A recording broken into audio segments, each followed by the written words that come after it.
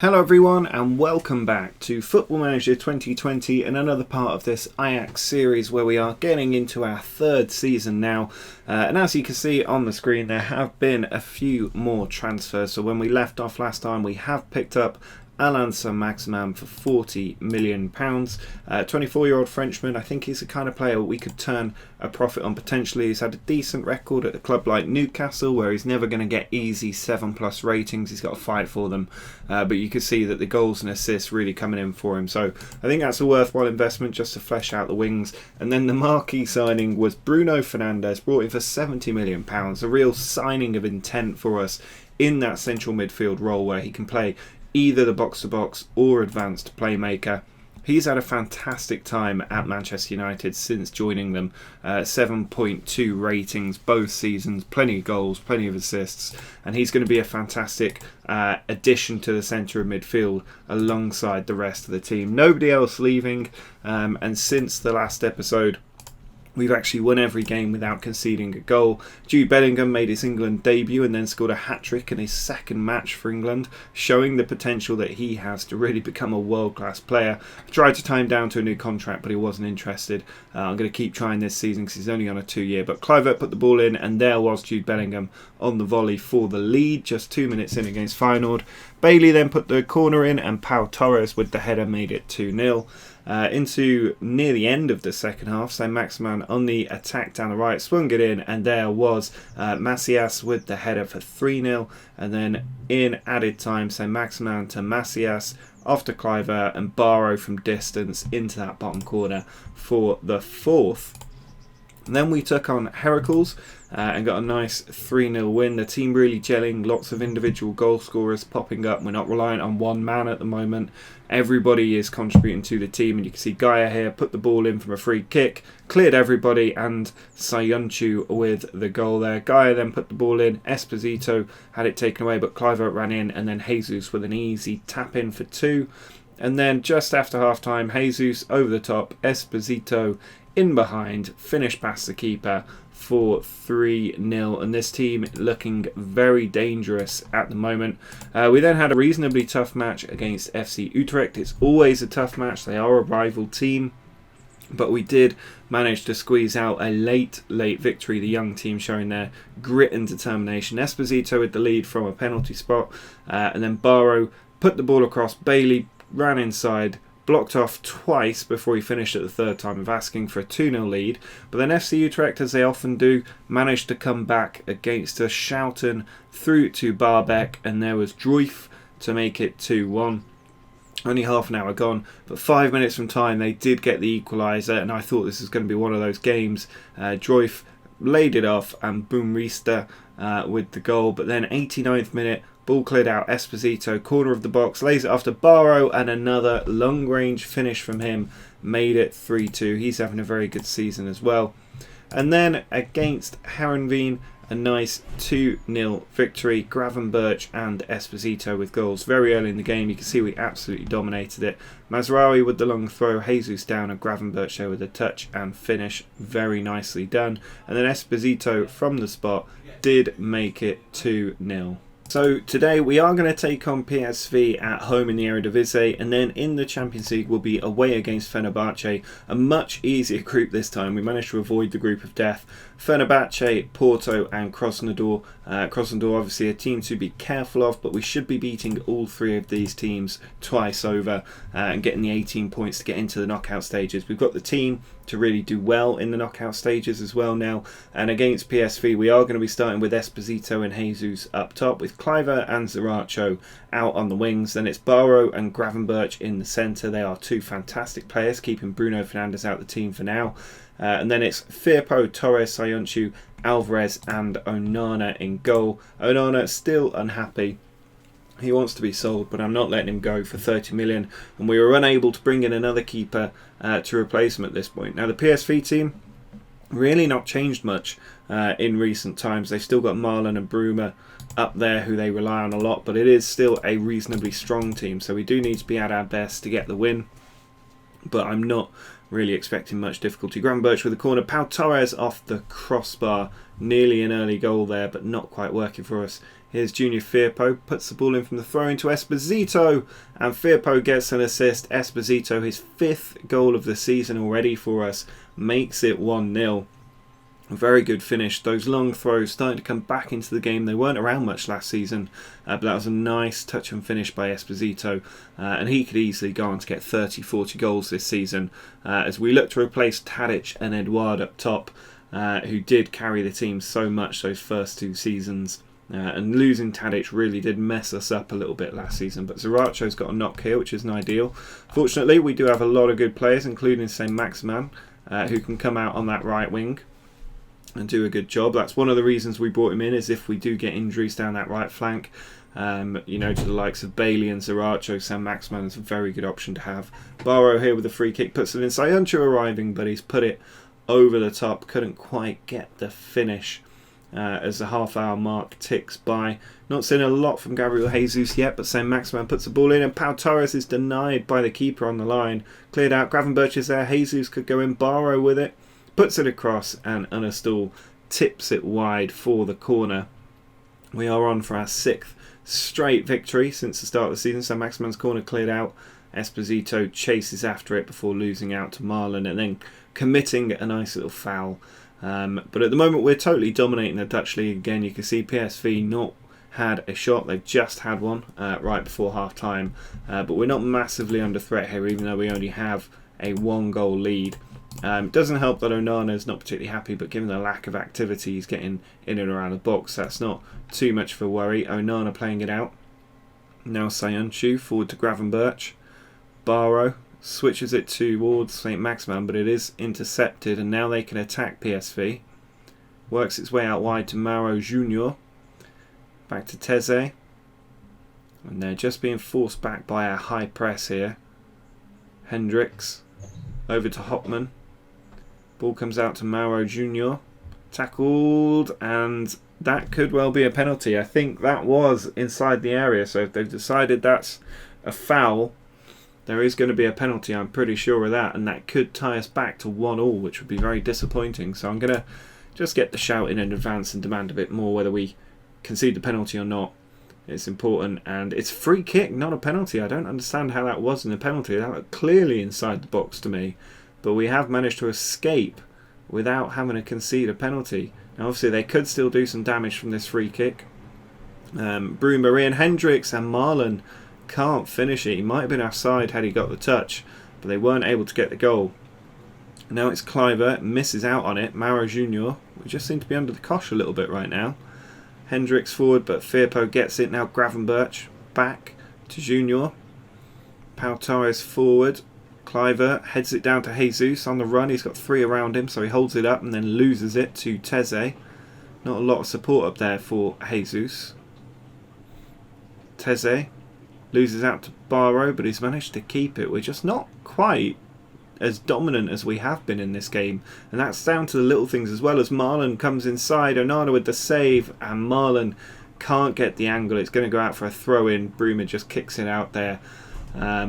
But into the second half, we are not being the team that we usually are, and it's very disappointing as well. I'm going to tell them to get creative, see if we can force something to happen. Esposito has a free kick in a good position. Can he make it goal number 6? He goes for it, and he has scored. The keeper just walked across his goal line there, admiring the 30-yard free kick into the top corner. And Esposito really outplaying Gabriel Jesus so far this season. That's an excellent goal into that top corner for 2-0. And the team can start to breathe a little bit more easily now that that one's gone in. But here's Alvarez with the throw-in. Going for a long throw in towards Saint Maximin, who heads it down. Gravenberch's shot blocked. Barrow's shot blocked. And Kluivert gets it out to Firpo. Trying to go down the left flank. Pulls it back to Barrow. Good angle for a shot. And he has scored his 3rd goal of the season. He's becoming our Frank Lampard. There's no doubt about that. We can bring Macias on for a bit. And also perhaps Bruno Fernandes for a little bit of a run out as well for the last 20 minutes as he gets used to Dutch football. He will be playing a little bit more. Bellingham will be playing a little bit more, but Barrow's in sensational form, and Gravenberch is just quickly becoming one of the best midfielders in Europe right now. So we are absolutely stacked in the middle of the park. And it looks like our strikers are really top notch as well. Alvarez with a long throw. Esposito on. Macias arriving, does score, and that is 4-0 now against PSV, who are third in the league but about to fall 8 points behind us after 6 games. Which is an enormous gap to be opening up. Esposito on and Macias with the finish at the near post. He looks like a real top quality player that we've brought in as well. So up front, in midfield, we are really, really strong. And when Dest comes back, that defence is going to look fantastic as well. So we're with a really good shout of having a good long run in the Champions League this season, as well as getting another Dutch League and hopefully Cup double. But let's go ahead to the Fenerbahce game now. And we can pick up our Champions League campaign after a disappointing time in Europe last time. A few changes to the team for this match against Fenerbahce. We are going to be starting with Jesus and Esposito up top again. Kluivert on the left, but Anthony coming in right midfield ahead of Sriracha, who's only at 91% fitness. Bellingham joins Barrow in the middle ahead of Gravenberch today. And then Gaia, Sayuncu, Alvarez and Dest in defence. Dest finally coming back to fitness. Onana remains in goal for this one. And again, Bruno Fernandes cannot make the team. £70 million from Manchester United, and he cannot break into the Ajax midfield full of young talent. It is an excellent thing to see. Obviously Fernandes will be playing games at some point, but at the moment I'm enjoying playing the young players. And Denny's here with a free kick, puts it to the back stick, and it's just over the top there from, I think, Martin Skrtel, the former Liverpool central defender. Throwing from Ozan. Jesus trying to win the ball. It's cleared away.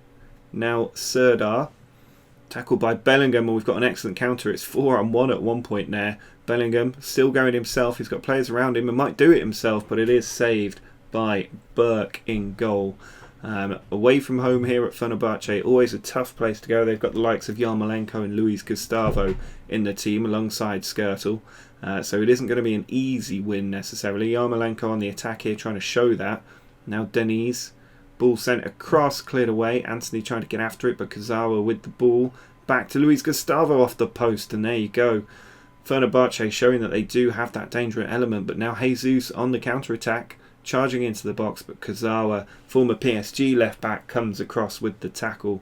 Here's a long throw from Dest into the middle. Cleared away, but Barrow from the edge tries to put it across. Poor ball. Bellingham out to Kluivert. He puts it in. Kazawa away. Ozan now tries to switch it. Gustavo back to Kazawa. It's a very good Fenerbahce team here. Mehmedi as well, a very good player. But Sayuncu winning the ball there. The Turkish man playing a Turkish team. Alvarez down the line finds Anthony. Now Bellingham out wide. Dest switches the play, but it's cleared away only as far as Gaia. He's got players in the middle as well. He puts it in. Esposito's header, and he scores again. Goal number 7 for Sebastiano Esposito. He is really on fire at the moment in that advanced forward role, and he certainly looks better than Eduardo, I would say, at this point. Certainly scoring more regularly than Eduardo. Eduardo was prone to the odd brace or hat-trick, but would often go 4 or 5 games without a goal. Esposito here seems happy with 1 a game at the moment. And now 1-0 we lead in Turkey, a very strong position to take up, and the Fenerbahce team getting some bad feedback from the sidelines, which could give us an opportunity. Here is Mariki, ball over to Deniz, out wide to Mehmedi on the attack down the left flank. Anthony wins the ball, very good work from him, basically in the fullback role, and Esposito spun the defender. He's got Jesus up there, he finds him, and a little ricochet allows Gabriel Jesus there, chanced his arm to get his 4th goal of the season. A very nice finish from him. Good to see him linking up with Esposito as well, who did well turning the defender. That ball slipped through, not the best, defender messed up, and then the keeper hit it against Jesus as well after that slide tackle, and that means it's now 2-0. That negative feedback did seem to impact Fenerbahce and help us instead. Now here's Kluivert back to Gaia, who's been impressive in that left back role. Bellingham switches a play to Anthony, back to Dest, ball across. Jesus is there, but he can't get it on target. Expecting a few more goals from Jesus than we've seen so far. I don't want him being outscored by Esposito, really. Jesus is the ready-made product in the striker role, whereas Esposito is still finding his feet a little bit.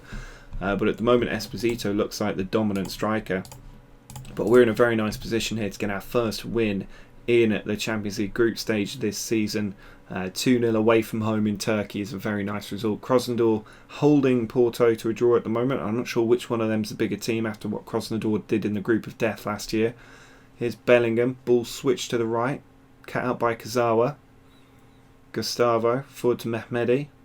Now Mariki, ball back to Gustavo again, goes out wide to Yarmolenko, but Gaia with the tackle, showing what he can do. Jesus with a beautiful touch past the defender, turned the afterburners on, found Esposito, and the defender there with one of the best recovering tackles I've ever seen in this game. And there's the corner in, cleared away.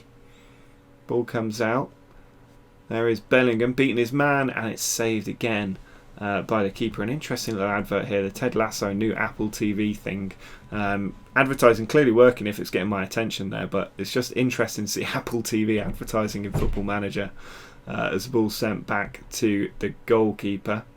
Now Anthony puts the ball in. Sayonchu's header just misses the target. He's been coming on a little bit as well. Sayonchu, I can see him developing into a very good centre-back with a bit of game time. The assistant manager doesn't rate him very highly, but I think he's a much better player than the game currently thinks he is.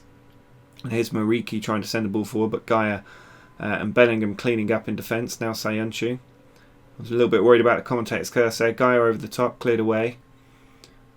Now Anthony intercepts. He's done that a few times today. Ball over the top. Esposito in behind. Can he finish this time? He does. And that's 2 goals and an assist for him today. Whether it's recorded as an assist is another question, but I think it is. 3-0 now. Esposito really showing his class. We are, as we often do, just waiting for the floodgates to open and then putting the goals away. Very good run past the keeper. I think that was slotted between his legs as well for 3-0. And a very nice finish. Assist for Dest as well on his return from injury, and we can look to make a few changes after this corner, which is saved but then touched in on the line. It might be offside. Indeed, the referee calls it back for that offside. So we can bring on Fernandez again, give him a little run out in that box-to-box midfield role. Maybe take Dest off for Mazraoui as well. And we'll probably leave it at that for now. Let's see if Esposito can get a hat-trick, if Jesus can get a couple of goals. I'd like to see an assist from Fernandez as well. I know he hasn't started a game yet, but when a team is beaten, he should be pulling the strings and really sort of turning on the style for us, which he isn't just at the moment. But this team just feels so strong throughout in every position. I can't think of a weak position where we don't have a backup player as well. So it's going to be another 3-0 win here. A very good performance from the team. Esposito showing his value as well. But we get off to the best possible start, especially with Porto holding Krasnodar to the draw there. Porto needing a 95th minute equaliser. But Esposito here valued at 36 million. We got him for 35 million, and he's currently 8 goals in 7 games, really performing very well. After coming over from Inter Milan, he has been a very good signing. So that is going to be it for today's episode. Looking ahead, the Champions League group doesn't look too tricky, so I might play through a couple of these games. We don't have many difficult ones in the league coming up, or the Dutch Cup, so we could potentially go up to the Krasnodar game in early November before we pick up again, just so we can run through the season quickly. We're winning every game at the moment. It's a nice position to be in. But that is going to be it for today's episode. Do drop a like on the video if you enjoyed it. Make sure to subscribe if you're new to the channel. But until next time, see ya.